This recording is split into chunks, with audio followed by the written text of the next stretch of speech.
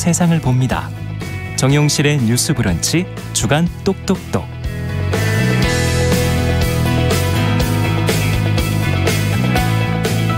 네, 정용실의 뉴스 브런치가 청취율 조사의 계절을 맞아서 지난주에 이어서 오늘도 삼행시 100일장을 가을 끝나기 전에 저희가 또 열어보겠습니다. 자, 오늘의 삼행시 주제가 좀 어렵습니다. 지난주도 어려웠죠. 제 이름이 어려워요. 정용실.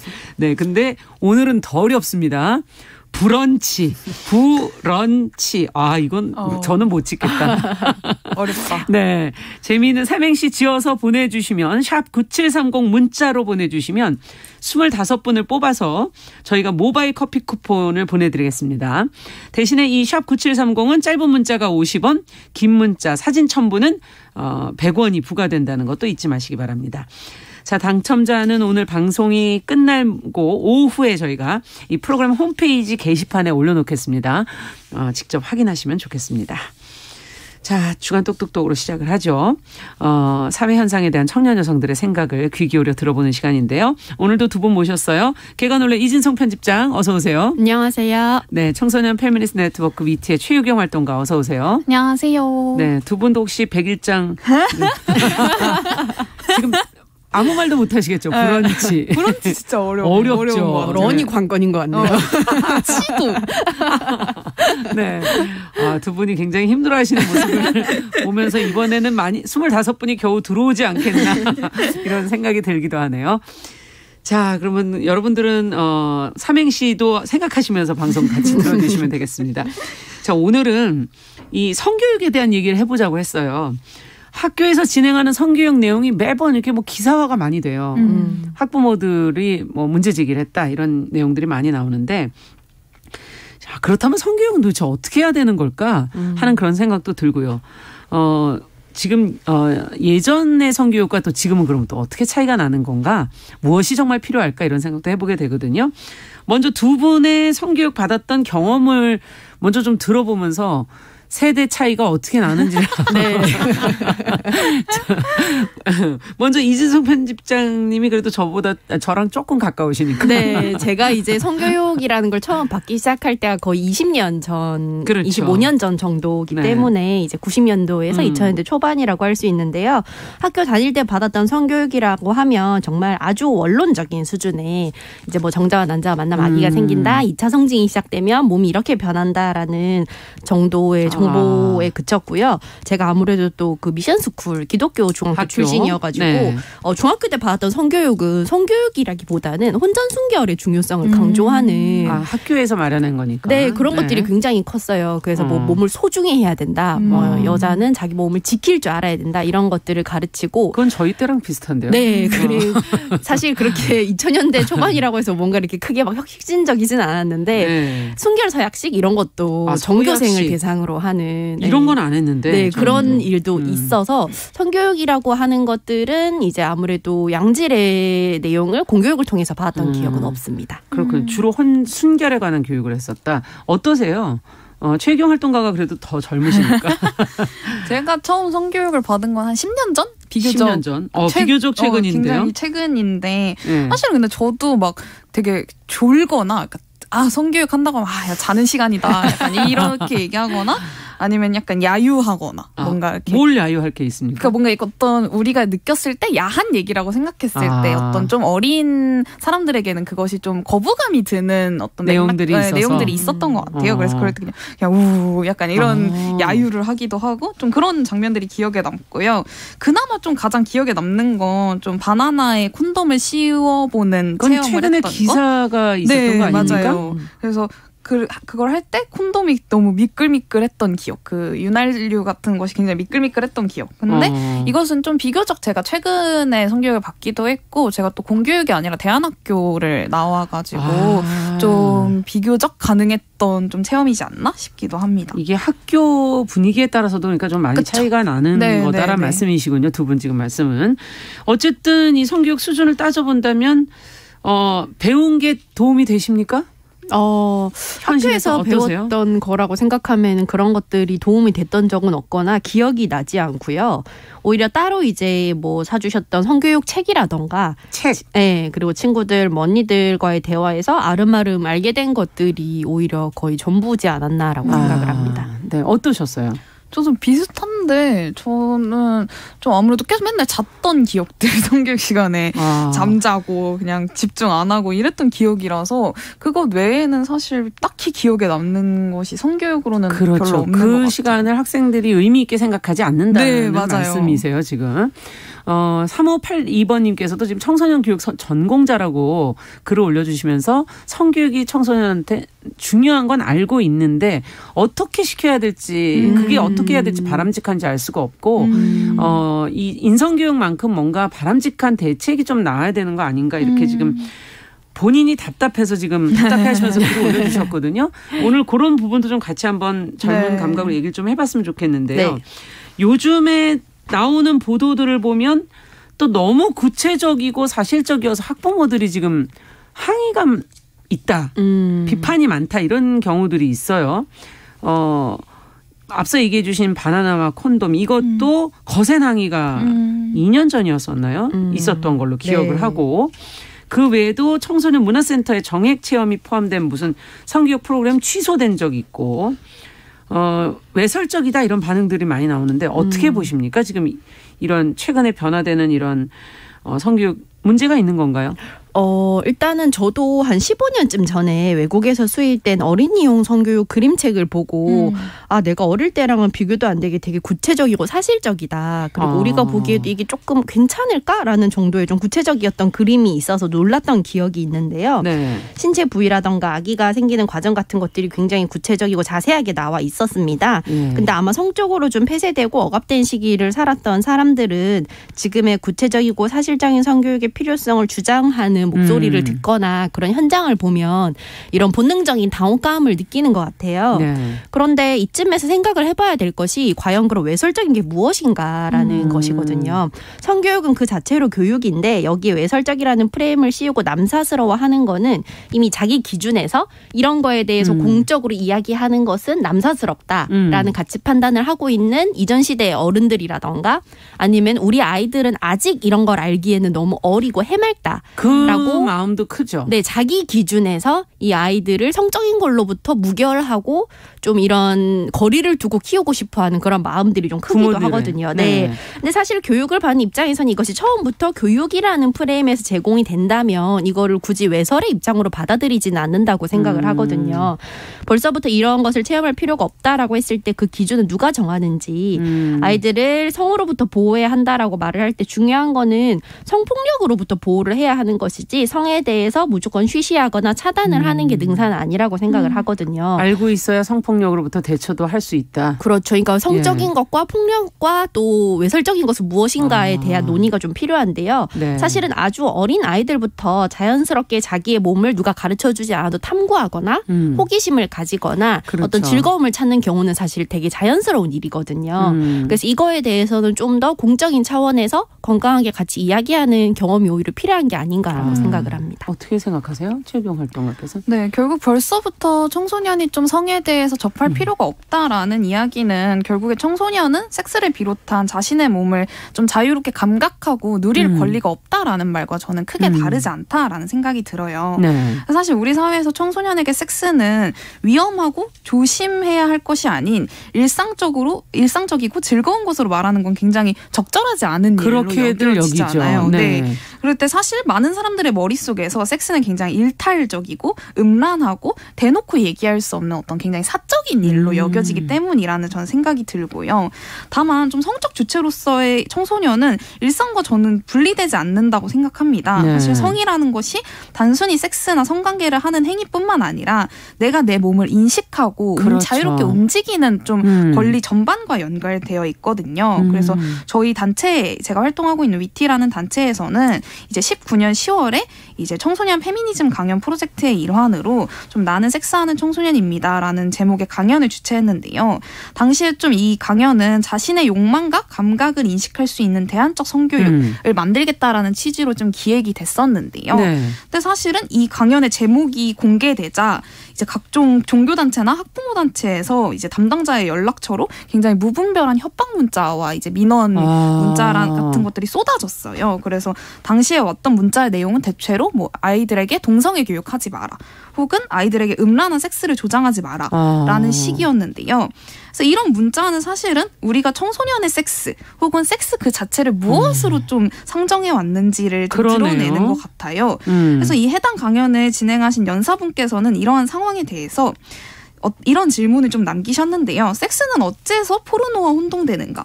우리는 왜 섹스에 대해 발음하면서 포르노의 이미지를 답습하는가? 그것을 당연하게 여기라는 것은 누구의 언어일까? 뭐 이런 질문들을 남겨주셨는데요. 네. 사실은 이쯤 돼서는 좀 우리는 왜 포르노와 섹스를 동일시하고 있는지에 대한 질문이 좀 필요한 때가 아닌가라는 생각이 듭니다. 그러네요.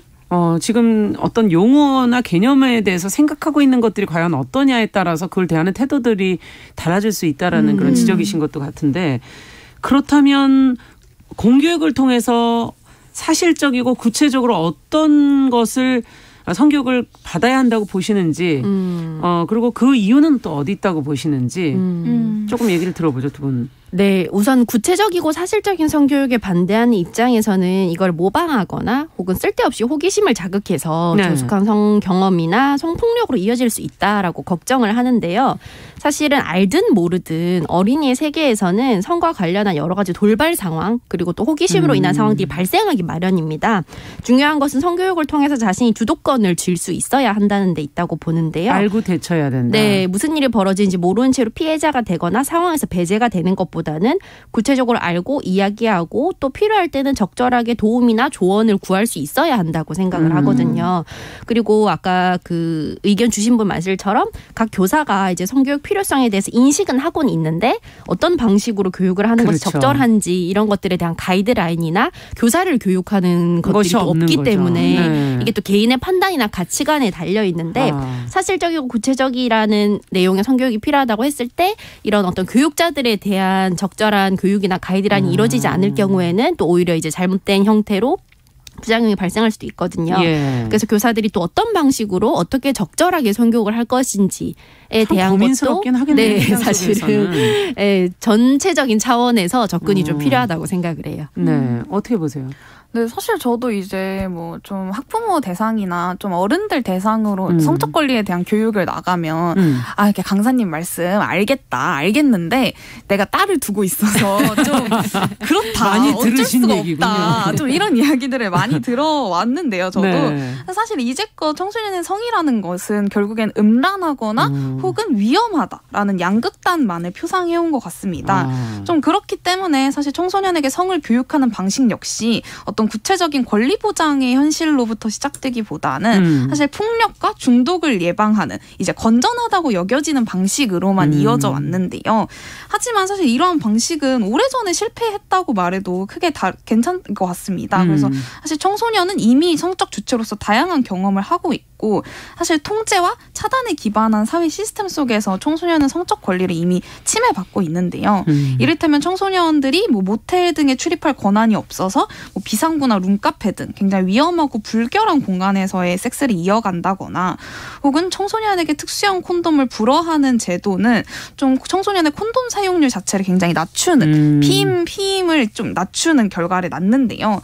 사실은 청소년이 그리고 사후 피임약이 필요해서 뭐 응급실에 가도 보호자 동의가 있어야만 처방이 가능한 현실 같은 것들이 분명히 존재하고요. 그리고 최근에 출시된 좀 비대면 약 배달 서비스 업체에서는 사후 피임약에 이제 나이 규제를 지정하겠다라고 발표를 하면서 좀 논란이 됐었는데요. 사실 이러한 규제 속에서 청소년들은 섹스와 피임에 대한 권리 전반을 박탈당하고 하지만 사실 성에 대해서 이미 경험하고 실천하는 청소년의 삶과 관계 맺지 않은 채 사실 바람직한 청소년 상을 규정하고 그에 따른 규제와 금지만을 모색할 때 사실 이 청소년의 성적 권리를 규제하려는 이 실패라는 것은 거듭될 수밖에 없다라고 좀 느껴집니다. 네, 자 그렇다면 우리가 청소년은 물론이고 이제 기성세대 이제 성에 대한 인식 얘기까지 해주셔서 결국은 성에 대한 인식이 뭔가 좀 정상적이지 않고 좀 저희가 왜곡돼 있는 부분이 많기 때문에 아까도 이제 뭐 그걸 포르노로 우리가 여기는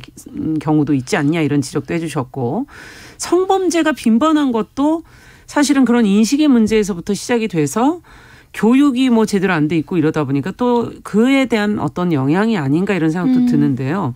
어떻게 보세요? 이 부분은. 인식의 문제 그리고 또 교육의 그 잘못된 교육. 네, 아까 그 최유경 활동가 말씀해주신 것처럼 이제 섹스와 포르노로 구별하지 못하는 것처럼 성폭력과 성행위의 구별도 굉장히 모호한 사회이기도 하거든요. 최근에는 미디어를 통해서 무분별하게 성적으로 과장되거나 왜곡된 콘텐츠나 문화 인식을 받아들이기 쉬운 환경인데 네. 사회 문화적인 인식으로 성은 그저 자극적이고 어딘가 말하기 꺼려지는 것이라고 받아들여지는 가운데 음란물이나 또 불법적인 콘텐츠를 통해서 성은 야하거나 일탈적인 걸로 인식하는 그런 좀 이중적인 상황이 동시에 진행이 되고 있거든요. 성교육에서 가장 중요한 것 중에 하나가 이제 자기 결정권과 타인의 신체나 권리를 침해하지 않는 것이 되게 중요한데 이런 것들이 자연스럽게 이루어지지 않으니까 성폭력과 놀이, 성폭력과 성행위의 구별이 모호한 채로 가해를 하거나 피해를 겪어도 인식하지 못하는 경우가 많은 것이 좀 가장 큰 우려 중에 하나고요. 네. 말씀해 주신 것처럼 청소년 피임 문제도 사실은 되게 큰 문제입니다. 네. 청소년의 성행위를 금지하는 규범 속에서 적극적으로 피임 방법을 익히거나 실천하기 어려운 상황이거든요. 그래서 사실 콘돔을 구입하기 어려워서 뭐 말도 안 되는 대체품 같은 경우를 사용을 할 때 사실은 몸에 어떤 상처를 남길 수 있는지 이런 것들이 피임 효과가 얼마나 있는지 이런 것들에 대한 정보는 사실 많이 차단되어 있는 현실이거든요. 그래서 이런 문제가 좀 아무래도 이렇게 쉬쉬하는 가운데 그로 인한 위험 부담 같은 것들은 당사자들이 오롯이 짊어지고 있는 게 아닌가라고 우려가 됩니다. 네, 최경 활동하겠습니다. 네, 청소년들은 사실 본인들이 콘돔을 살 수 있다라는 현실조차도 잘 모르거든요. 그럴 때 법적으로 사실 청소년들은 특수형이 아닌 일반형 콘돔은 살 수 있는데요. 근데 사실 성에 대한 보호주의가 이제 사회에 만연하다 보니 법적으로 허용된 일조차 좀 사회적 억압으로 하기 힘든 현실들이 있습니다. 실제로 천안의 한 편의점에서는 네. 청소년에게 뭐 술, 담배, 콘돔을 팔지 않겠다라는 안내 종이를 붙여서 좀 논란이 되었었고 실제로 좀 제가 만나는 청소년들과의 얘기를 들어보면 청소년들이 콘돔을 사려고 하면 이제 주가 눈치를 주거나 혹은 좀 기분 나쁜 기색 같은 것들을 보이거나 혹은 굉장히 좀 이렇게 야단을 치거나 뭐 이런 좀 영업장 역시 많은 것으로 알고 있는데요. 그러다 보니까 사실 청소년들 중에 엄연히 성관계를 맺고 있는 이들이 있음에도 불구하고 사실은 어떤 괜히 난 가서 콘돔 사러 가서 안 좋은 소리 듣느니 그냥 별도의 피임 없이 관계를 하게 되는 문제들이 있는 거죠. 게다가 좀 앞서도 말씀드렸지만 좀 헤테로 삽입 섹스라는 기준에 맞춰서 모든 것을 가르치고 있기 때문에 더 이상 상상하지 못하게 되는 좀 정상성 바깥에 다양하고 즐거운 섹스의 방법들이 좀 놓치고 있지 않나라는 생각들이 듭니다. 지금 최정옥님께서 성이라는 것을 너무 아이를 갖기 위한 것으로만 생각하고 교육하는 건 아닌가. 성이라는 게 좋아하는 연인이 생기면 노출되고 경험을 시작하는 것인데 너무 생명 잉태의 하나의 방안으로만 너무 생각하고 있는 거 아닌가 이제 이런 지적도 지금 해주셨어요. 자, 그러면 어떻게 해야 될까요? 지금 방법이 궁금하다고 아까 이제 어떤 교사 선생님께서도 얘기하셨고 저도 그 수위와 방법 어떤 내용 이게 참 중요할 것 같은데. 어디까지 가르치고 어떤 것은 가르쳐서는 안 되는 건지 두 분의 생각을 좀 듣고 싶습니다. 네. 일단은 성교육에 대해서 얘기를 할 때는 단순히 눈에 보이는 성관계에 대한 것으로 한정할 필요도 없고요. 구체적이고 사실적이라고 하는 것들의 범위도 사실 어디까지인지도 아직까지는 그렇죠. 많은 논의의 영역에 걸쳐 있는데요. 저 개인적으로서 필요하지 않을까라고 생각을 하는 부분들은 다양한 몸과 성 정체성에 대한 폭넓은 정보와 교육도 성교육에 좀 포함이 되었으면 합니다. 지금까지의 성교육에서 2차 성징이 오면 남자는 어깨가 넓어지고 여자는 골반이 커지고 네. 이성에 대한 관심이 늘어나고 이런 식으로 이제 가르치게 되는데요. 네. 이런 성교육은 다양한 몸의 개별성이나 정체성을 반영하지 못한다고 생각을 해요. 개인은 남성과 여성이란 이분법적 기준에 갇히지 않고 사회 구성원의 몸과 정체성은 굉장히 다양하고 풍부한 스펙트럼 속에 있거든요. 그래서 이런 것들에 대해서도 청소년들이 좀 더 자연스럽게 받아들이면서 내가 뭔가 정상성 바깥에 있는 이상한 존재가 아니라 되게 세상에는 다양한 사람의 몸과 어떤 성향, 성 정체성들이 있고 이런 것들을 성교육 과정에서도 같이 배울 수 있었으면 좋겠습니다. 어쨌든 다양성을 좀 인식하게 해서 내가 특수하지 않다, 특별하지 않다라는 걸 좀 느끼게 해야 하지 않겠나. 어떻게 보세요? 네, 청소년들은 사실 섹스가 위험하다는 것 외에도 즐거울 수 있다라는 사실 역시 저는 알 수 있어야 된다고 생각합니다. 그러니까 섹스가 즐거울 수 있다라는 것을 알았을 때 비로소 자신의 기준에서 즐겁지 않은 섹스, 폭력을 닮은 섹스를 알아챌 수 있기 때문인데요. 그렇기 때문에 사실 우리에게는 좀 유구하게 이어져 온 그 안 돼요, 싫어요, 하지 마세요를 넘어서지 못하는 그건 예전에 많이 들었던 것 같네요. 그런 기존의 성교육이 아니라 사실 성과 재생산 권리를 포함하는 어떤 권리적 관점의 포괄적 성교육이 필요하다라는 생각이 드는데요. 네. 사실은 포괄적 성교육이라는 것은 인권으로서의 교육받을 권리, 그러니까 즉 교육받는 사람과 제공하는 사람 역시 모두 주체로서 인정받고 때로는 갈등하면서 기존의 규범을 비판하고 대안을 찾아나가는 과정을 포함하는 교육이라고 생각합니다. 네. 이제 노동인권 교육 같은 것들이 노동자로서의 주체성을 가지고 갈등 관계를 이해하며 부당한 억압에 맞서는 과정을 포함하는 것처럼 사실 성교육 역시 그런 좀 점을 새삼 강조할 필요가 있지 않나라는 생각이 듭니다. 네, 포괄적인 성교육. 네. 그 안에는 인권이 중요하게 맞아요. 들어간다는 거, 지금 그런 부분을 좀 지적을 해주셨고, 그러다 보면 그것이 서로 간에 서로의 인권에 의해서 갈등이 생길 수도 있고 하지만 맞아요. 그걸 어떻게 조정해 나가느냐, 맞아요. 예, 하는 것을 토대로 얘기를 해야 된다. 그렇다면 최근에 이제 응급피임약 얘기가 좀 나왔었거든요. 이걸 가르쳐야 될 것이냐, 뭐 맞느냐, 이런 찬반이 막 엇갈렸다고 하는데 이 구체적인 문제로 들어가면 두 분은 어떻게 답변을? 네. 응급피임약은 네. 급격한 호르몬 변화를 야기하기 때문에 이제 우려하는 것처럼 오남용이 될 경우에는 위험한 것도 사실인데요. 네. 그보다 더 위험한 것이 바로 사실 예상하지 못한 임신입니다. 그래서 특히 성폭력 등으로 인해 예상치 못한 상황에 처했을 때 마냥 무서워하거나 걱정하거나 성관계를 했다는 사실 자체의 두려움을 느끼기보다는 들킬까봐 혼날까봐 무서워하기보다는 신속하게 그리고 정확하게 대처 방법을 강구하고 도움을 받을 수 있도록 응급피임약에 대한 정보를 또 가르쳐주고 어디에서 얻을 수 있는지 같은 것들도 정보가 잘 제공이 되어야 한다고 생각을 합니다. 네, 이건 어떻게 보세요, 지금? 네, 사실 저는 이런 것들이 결국에는 이런 논의들이 눈 가리고 아웅 시기다. 사실은 섹스하고 있는 청소년들이 분명히 있는데 없다고 말하면 사실 없어지지 않잖아요. 있는 사람들이. 그래서 그럴 때 구체적인 현실과 권리를 인정하고 거기서부터 청소년들을 권리의 주체로서 보호할 방안을 찾아야 한다라고 생각합니다. 네. 지금 한민수님께서 저희 학생 아마 교사분이신 것 같아요. 아이들은 솔직하게 다 터놓고 가르치다 보니까 이상하게 음흉하게 생각하지도 않고 하지 마라가 아닌 피임을 잘해라 이렇게 말을 해주신다고 좀 얘기하셨고요. 솔직하게 배운 아이들이 호기심이 도리어 덜하다. 안 그러면 더 호기심이 생긴다. 맞아요. 이런 지적도 해주셨습니다. 현장에서 지금 고민들이 정말 많으시구나 하는 걸 다시 한번 느낄 수 있었고요. 주간 똑똑똑 오늘은 우리나라의 성교육의 문제점과 변화 방향을 젊은 분들과 함께 같이 한번 고민을 해봤습니다. 청소년 페미니스트 네트워크 최유경 활동가 개관올레 이진성 편집장 말씀 잘 들었습니다. 감사합니다. 감사합니다. 고맙습니다. 네, 정용실의 뉴스 브런치 1부 마치고 잠시 후에 돌아오겠습니다.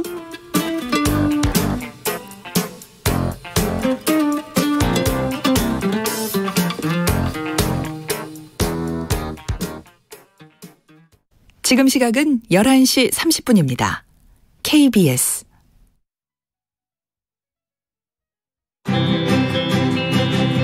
남성의 입장에서 여성의 입장을 이해하는